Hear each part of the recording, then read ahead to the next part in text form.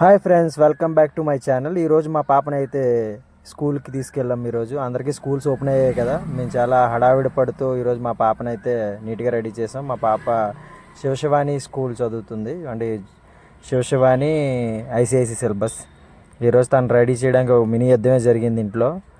అలాగే మా పాప రెడీ అవ్వడానికి చాలా టైం తీసుకుంటుంది. అలాగే వాళ్ళ మమ్మీ నేను ఈరోజు డ్రాప్ చేయడానికి స్కూల్కి వెళ్ళాం. ఫస్ట్ రోజు స్కూల్ కాబట్టి వాళ్ళ మమ్మీకి తనకి చాలా కొత్తగా అనిపిస్తుంది. అక్కడ ఉన్న వాళ్ళందరినీ ఎంక్వైరీ చేస్తుంది వాళ్ళ మమ్మీ, ఏం చేస్తారు, ఎలా చూసుకుంటారు పిల్లలని. ప్రతి పేరెంట్స్కి ఉంటాయి కదా అలాంటి చిన్న చిన్న ప్రాబ్లమ్స్.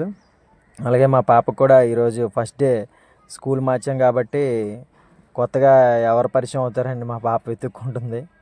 అలాగే స్కూల్కి వెళ్ళే ముందు ప్రతి పిల్లల ఫీలింగ్స్ చూశారు కదా, ఫేస్లో ఎలా కనిపిస్తుందో. ప్రతి పిల్లలకి ఆ ఎగ్జైట్మెంట్ అనేది ఉంటుంది.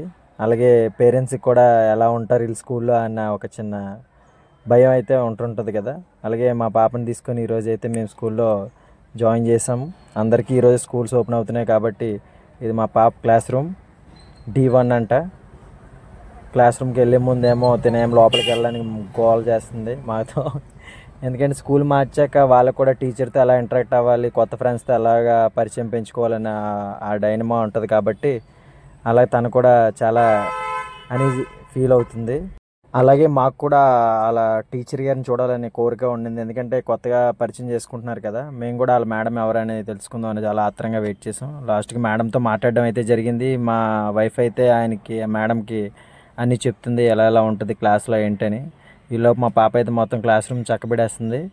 మళ్ళీ వచ్చింది చూశారు కదా. వాళ్ళ మేడంకి అయితే హ్యాండ్ ఓవర్ చేసాము. హ్యాండ్ ఓవర్ చేసి మేడంకి ఏమేమి చెప్పాలో అన్నీ చెప్పాల్సినవన్నీ చెప్పేసింది వాళ్ళ మమ్మీ. అంటే ఎలా ఉంటుంది క్లాస్లో, ఎలా బిహేవ్ చేస్తుంది, అంటే వాష్రూమ్ గడి పంపించండి అని మీరు కూడా చెప్పే ఉంటారు కదా మీ పిల్లల గురించి. లాస్ట్కి సెండ్ ఆఫ్ ఇచ్చాం, బాయ్ బాయ్ చెప్పి మేము బయలుదేరుతున్నాం. కానీ ప్రతి తల్లికి ఉంటుంది కదా ఆ ఫీలింగ్. బయలుదేరి మేము వస్తున్న